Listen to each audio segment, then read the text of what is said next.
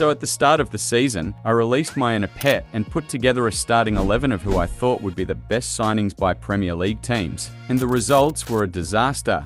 The team looked something like this, with each player moving to a Prem team in the last summer window. And now, with the season coming to an end, it's time to recap and evaluate my choices. Welcome to the first episode of Season Rewind. To kick things off, let's look at my chosen goalkeeper, David Raya, who scores an 8.5 on my ranking.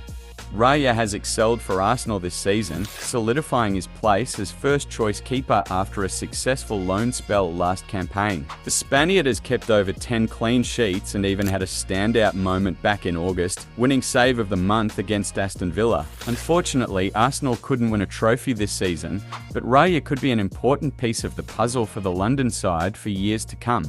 Next, we'll take a look at Aston Villa's left-back, in Maatsen, who I could only score a 6.5. The Dutch fullback had a tough time breaking through to the starting 11 following his £37.5 million transfer from Chelsea. He would have to wait until the end of November to make his first league start, with Unai Emery preferring Luca Digne at left-back. But with some excellent displays in the Champions League and more game time at the back end of the season, Maatsen has shown glimpses of why he's worth the big bucks and still has plenty of time to develop. In the middle of the defense, I went with Man United's centre-back pairing of Matthijs, Ligt and Lenny Yoro, and I honestly can't give either player higher than a 6. United have been shocking this season, to say the least, and maybe that's why I'm so critical of these defenders. Ligt was brought in to help shore up United's defence following Varane's departure, but unfortunately his performances have been inconsistent, hampered by injuries towards the back end of the year. Meanwhile, Lenny Yoro was signed while already injured, and only managed 2 starts before the new year.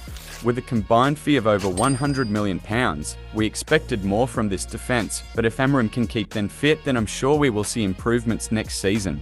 To complete the defence, I had Wan-Bissaka at right back, who I've given a solid 8 for his performances. We know what to expect from Wan-Bissaka by now, and his Premier League experience helped a struggling West Ham side defensively.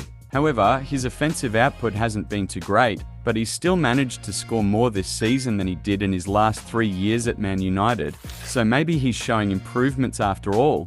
Now into the midfield, and I'll start with Archie Gray, who I've given a 7.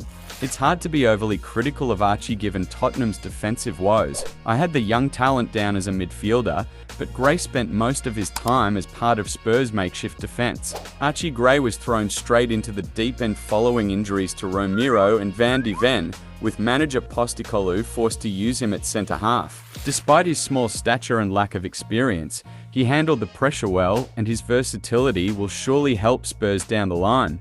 Next to Gray in midfield, I had Amadou Onana, who I've given a 6.5. Villa paid a hefty fee to Everton for the big Belgian, and he looked to be worth every penny at the start of the season, scoring in his debut against West Ham. Unfortunately, this was another transfer ruined by injuries, and his recurring hamstring issues meant Onana would miss half of the season. We hope he can make a full recovery and stay fit, as he's an incredible talent and exciting to watch. To complete the midfield, we have Emile Smith-Rowe, who gets an 8 from me. The 24-year-old midfielder quickly became a pivotal figure in Marco Silva's squad, scoring 5 goals and providing 2 assists in 18 Premier League appearances, helping Fulham secure a solid mid-table position. Despite a minor injury sidelining him for a few matches, his flair, pressing, and interplay with ex-Arsenal teammate Alex Iwobi have revitalised his career, earning him standing ovations at Craven Cottage and making him a fan favourite. So on to the attack, and I had Savinho on the right, who I've given a 6. There was high expectations of the young Brazilian after a stellar loan spell at Girona last season, but unfortunately, Savinho didn't quite make the impact we expect for City's standards. With just 1 Premier League goal in a struggling Man City side, the winger hasn't set the world alight, but he still has time on his side and will look to integrate fully in future seasons. Joining him on the other wing, we have Chelsea's Pedro Neto, who just edges with a 6.5. With more yellow cards than goals, the pacey Portuguese winger has failed to put up impressive numbers.